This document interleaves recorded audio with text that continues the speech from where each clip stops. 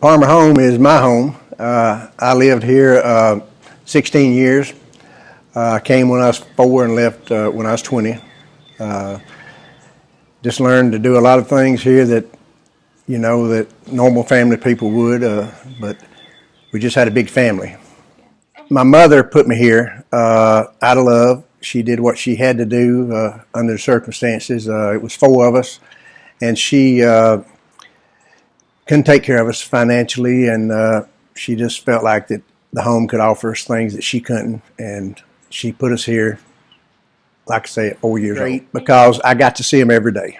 We weren't separated, and that was one good thing about Palmer. They kept the family and the children together, and we eat every meal together, so I got to see them at every meal, and we got to go places together.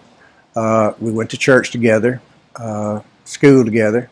So the only thing we didn't have was our mom and daddy, but that was made up with the staff and the other brothers and sisters that we had. So we had a lot of stuff to keep us busy. Well, I never forgot where I come from. And what I try to do is be a good ambassador for Palmer. I tell people about my experience. I share what Palmer meant to me and the impact it had on my life.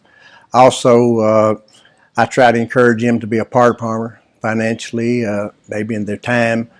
Just let them know that I'm a product of the home. And, the home, without the home, I don't know where I'd be. But I just let them know that I am a product, and that home did a good job with me. Well, it's changed just like any normal household. When I was here, we got up at 5 in the morning. As you came a big boy, you moved from the little boys building to the big boys building, and we went to the barn. I started off feeding the pigs, slopping the hogs, feeding the chickens. Then I moved into milking the cows by hand and raising our own food. We had big gardens, beef cows, milk cows. Now you don't have that because, the grade 8 facilities that cost so much and all. But all this ground you see, a lot of it we had to push by mower, by hand. We didn't have the cottages, and so all that was grass that we had to cut. We had a big fruit orchard, apples, pears, plums, and across the street we raised our own wheat, oats that we ground our own feed for the cows. We'd go up the road about a mile and to the feed mill, and all that was part of the farm, which you don't have now that we had. Well, it taught me, I realized early in life that nobody was going to give me the farm. Mother didn't have it. My daddy left me when I was 6 weeks old, so I never expected anything. So I became very independent. I mean, even at that age, I knew if I was going to have something, I was going to have to work for it.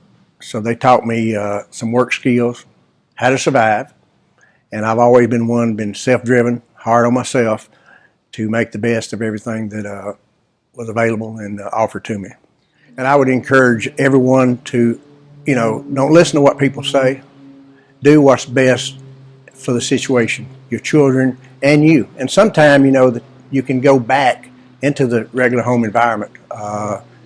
It wasn't for me. It didn't happen for me, but, I would say do what's best that you can financially do. If you can't financially support them, then, maybe this is where they need to be. I would say that this is another avenue to take children, teach them, provide for them, and make them good, productive citizens.